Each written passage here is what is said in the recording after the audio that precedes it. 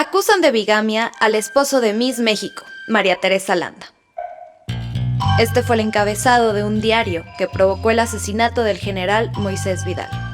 María Teresa Landa, estudiante de odontología, fue la ganadora del primer certamen de belleza en México y la asesina exonerada por el último jurado popular en la historia del país, cuyo juicio cautivó a la población en 1929. ¿Quién fue ella en realidad? ¿Fue víctima o criminal? ¿Y cuáles fueron los motivos que lograron inclinar la opinión del jurado en su favor? Demos respuesta a estas interrogantes de la mano del autor, Luis de la Barrera, a través de su obra El jurado hechizado, y formule usted sus propias conclusiones. Dime si me quieres. Bienvenidas, bienvenidos a una emisión más de Cultura del Derecho. Mi nombre es Diego Guerrero y el día de hoy vamos a hablar de un libro que es apasionante, que parecería que es de ficción, no es una novela maravillosa, pero que tiene este toque real que precisamente el autor nos lleva, que desde las primeras páginas uno se empieza a introducir, a conocer al personaje y después toda la vida que hay atrás del mismo. Y el día de hoy me acompaña, y quiero decirlo a título personal, a quien le tengo un gran cariño, el doctor Luis de la Barrera Solórzano, a quien me atrevo a decir que es el responsable, que yo he estudiado la carrera de Derecho, que me introdujo a conocer este maravilloso mundo y que además me he dedicado al tema de los derechos humanos. Entonces esa influencia también tiene el doctor Luis de la Barrera. Doctor, bienvenido a su casa, bienvenido a Cultura del Derecho, bienvenido a la Facultad de Derecho. Es un gran gusto, Diego, estar con usted.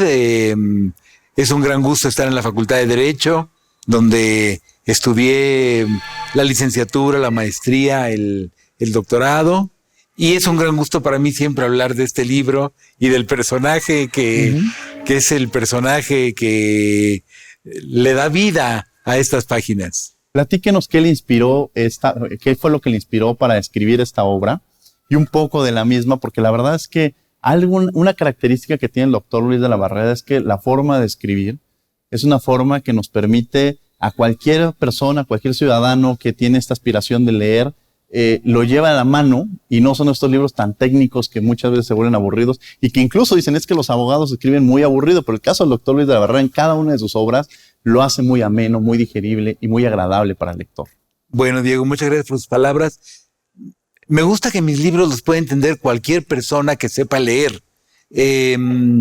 Y yo creo que por mucho que el tema pueda ser muy especializado, es posible escribir para que todo el mundo entienda. Este libro lo tuve en la cabeza y en el corazón durante muchos años.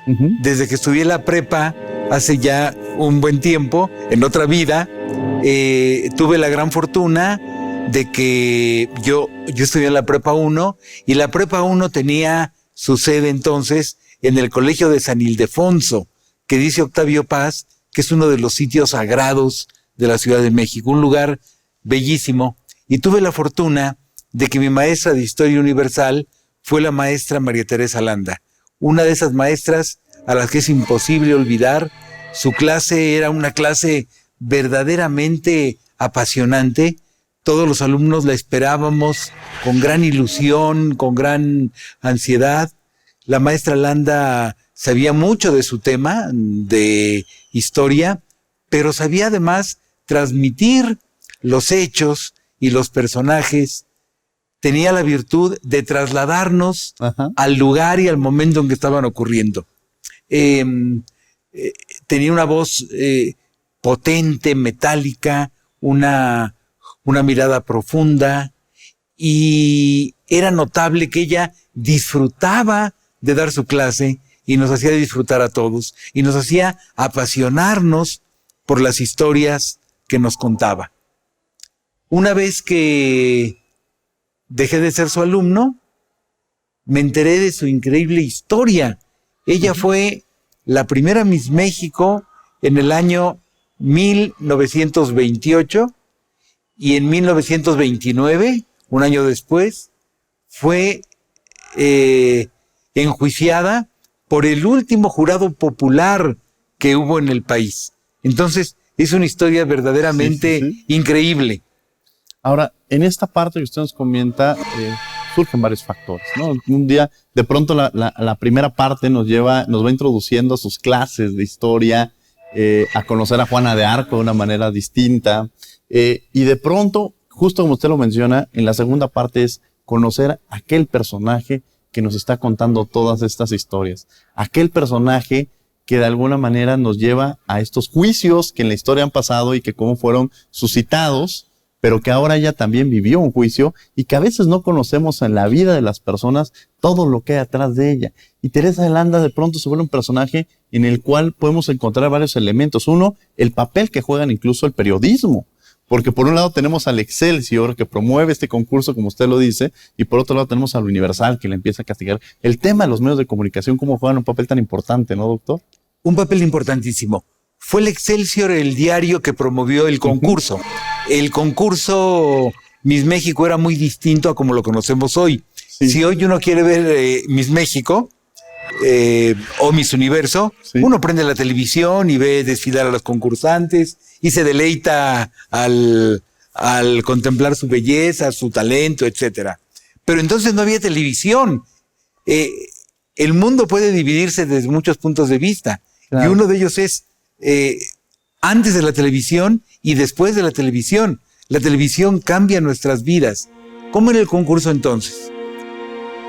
No habiendo televisión, las concursantes eran entrevistadas por reporteros, se leía su fotografía y con base en la fotografía y con base en la entrevista, los lectores votaban por su concursante favorita. Y las 10 primeros lugares concursaban ya ante un jurado, desfilaban ante un jurado en traje de noche y en traje de baño, y el jurado tomaba la decisión. Ella de esa manera ganó el concurso, era la reina de belleza de México, pero era también la reina de belleza del Excelsior, del concurso promovido por Excelsior. Entonces, cuando viene el juicio, el Excelsior la apoya y el Universal, en cambio, está en contra de ella. El juicio es el juicio que más pasión ha despertado, que más interés, que más expectación ha suscitado en toda la historia forense de México. No hay nada que se le compare. El juicio se desarrolla en la sala de jurados de la antigua cárcel de Belén, y esta sala de jurados tenía capacidad para 400 personas. Imaginemos lo que es eso. Si hoy vemos un programa norteamericano sobre todo, donde haya un juicio, vemos que en la sala de jurado caben algunas decenas de personas. Sí. ¿Cuántas? 40, 50, 100 a lo más. En la sala de jurados de la cárcel de Belén había 400 asientos. Y durante los 3 días que duró el juicio, la sala estuvo completamente repleta y afuera una multitud de unas 6,000 personas quería entrar. Y la policía montada tenía que retener a esa multitud que no quería perderse el juicio. No había televisión, pero había radio, y la radio transmitió en vivo el juicio y nadie se lo quería perder. Lo oyeron millones de mexicanos. Y había megáfonos en algunas avenidas de la ciudad, por ejemplo, en la avenida Juárez o en Humboldt, que estaban transmitiendo el juicio. Y los viandantes se detenían su camino para escuchar incidencias del juicio.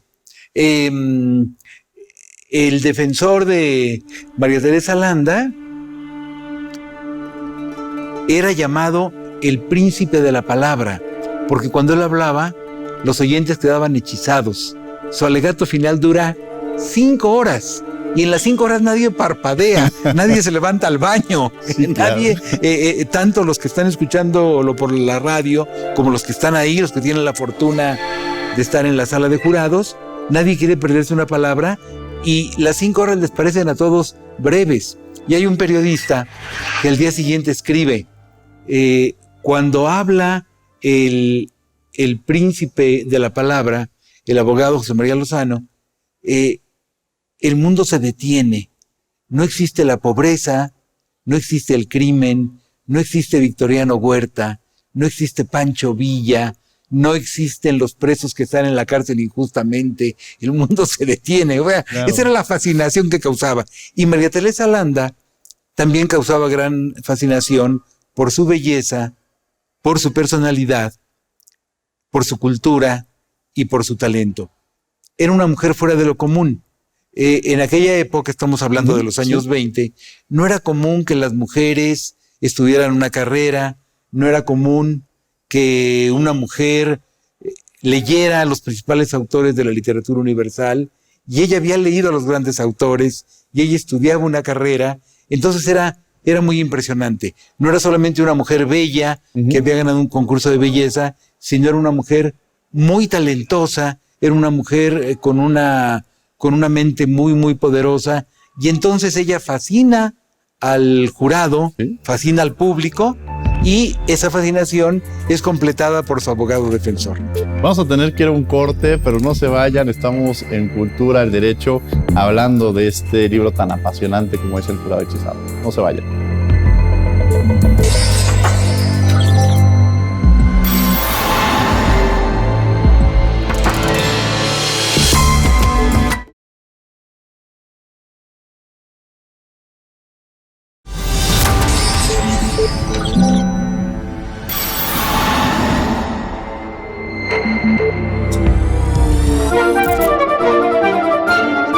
Desde la particular decisión del jurado que absolvió a Teresa de Landa, Carranza abolió la institución de los jurados populares. Evidentemente, las decisiones de esta institución se rigieron más por la estética que por la moral o la ética. Sin embargo, no podemos hablar de que el papel en las decisiones de los jueces actuales esté libre de malas prácticas asociadas al clasismo, el racismo o la misma estética. Aquí te van dos casos en donde a todas luces jugó a favor de los inculpados la mala fe de los jueces, los vacíos legales y las diferencias sociales. Una de las tragedias que más ha simbrado a la población mexicana, tanto por sus víctimas como por el clasismo al momento de buscar responsables y omitirlos, ha sido el incendio de la guardería ABC en Hermosillo, Sonora, en 2009. A 12 años de la tragedia, el proceso ha señalado a los más disímiles personajes, menos a los verdaderos responsables. En este caso es Arturo Dávila, jefe de bomberos que participó en las actividades de rescate de la guardería. Al haber transcurrido 7 años de la emisión de un documento que venció en el año 2002, el bombero no tenía relación con la responsabilidad del siniestro. Sin embargo, lleva 12 años en la lucha exigiendo su libertad debido a que fue enjuiciado y condenado por lo suscitado en la guardería ABC. Juez mexicano libera a uno de los porquis, presuntamente por falta de pruebas. En mayo de 2015, Dafne Fernández, de 17 años, denunció que 4 hijos de empresarios influyentes en el estado de Veracruz habían abusado de ella. Al ver que el caso no avanzaba, el padre de Dafne publicó un video en redes sociales en donde los implicados aceptaban las acusaciones y pedían disculpas por lo sucedido. A finales de 2016, la mayoría de los agresores fueron capturados. Sin embargo, la noche del 27 de marzo se anunció que Diego Cruz, a quien al igual que sus compañeros se le había acusado de pederastía agravada, había sido absuelto en México. Un juez federal mexicano ordenó su liberación argumentando que no había pruebas suficientes para considerar que se había cometido el delito. Estamos de regreso en Cultura del Derecho platicando de este libro El Jurado Hechizado, precisamente con su autor, con el doctor Luis de la Barreda, y bueno, ya nos dio una introducción de lo que representa este libro, de las pasiones que generó, y de pronto también nos llevan que es uno de los juicios más polémicos en los cuales estuvo el último jurado ciudadano que existió en el país. ¿Qué pasa con estos jurados y con estas pasiones que se viven? ¿Usted cree que, porque muchos que estudiaron Derecho seguramente fue a través de ver juicios en Estados Unidos, y piensan que cuando vienen a la carrera de Derecho algunos estudiantes, que el Derecho en México se rige bajo esos jurados, que incluso les dan hasta clases de teatro en un momento determinado? Usted lo decía, esta posibilidad que tiene el abogado de convencer a estos jurados. ¿Cree que estos jurados serían convenientes en México o es mejor el proceso judicial que tenemos actualmente? El tema es muy interesante. El argumento para defender al jurado popular es que el pueblo de alguna manera está participando en enjuiciar a un acusado. Pero es muy fácil que los jurados, que los miembros del jurado se dejen influenciar por la oratoria del fiscal y del defensor, por la antipatía o la simpatía que les despierte el acusado, por vivencias personales que hayan tenido, por lo que hayan escuchado del caso, aunque se les prohíbe que lean la prensa, que vean los medios en los días que dure el juicio. De todas maneras seguramente han escuchado cosas sobre el asunto. Entonces se pueden ver influenciados. Mientras que un juez tiene reglas muy precisas para resolver el caso. Y el derecho penal ha ido creando una serie de normas que nos permiten acercarnos lo más posible a una solución justa. Nadie es culpable si actúa en legítima defensa, en estado de necesidad, en ejercicio de un derecho, en cumplimiento de un deber, si actuó en circunstancias tales que no le era reprochable su conducta. Entonces, creo que siempre será mejor que sea un juez el que resuelva.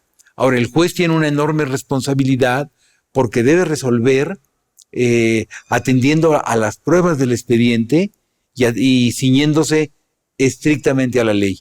Nada peor que un juez que se deje influir por lo que piensa que le va a agradar al gobernante o que le va a agradar a cierto partido político o a un cierto sector de la opinión pública. El juez debe mostrar su independencia actuando, guiándose por las pruebas que hay en el expediente. Ahora, en este libro de pronto nos empieza a encantar por el personaje. Por Teresa de Landa uno termina queriendo conocerla, se vuelve un personaje, como usted lo dice, incluso en la época, tenía una formación y después, adicionalmente, usted nos la lleva a las aulas, nos lleva a las aulas de ella, pareciera que somos sus alumnos. Y de pronto ella toma esta decisión de que es afectada y que muchas veces se cuestiona si fue afectada mi dignidad, fue afectado mi honor. ¿Podríamos decir que hay una legítima defensa del honor y si realmente fue afectado este honor? Esa es una pregunta interesantísima. Curiosamente, en un país que tiene fama de machista, de terriblemente misógino, en aquellos años, estoy hablando de los años 20 del siglo pasado, o sea, de hace un siglo, sí. Se enjuició a varias mujeres que mataron a su esposo, a su amante, a su novio, etcétera, porque eran maltratadas por él, porque él la sometió a una humillación constante, etcétera. Y fueron defendidas por abogados a quienes les llamaban grupalmente como el cuadrilátero, porque eran 4 abogados muy brillantes con una gran oratoria que las defendieron.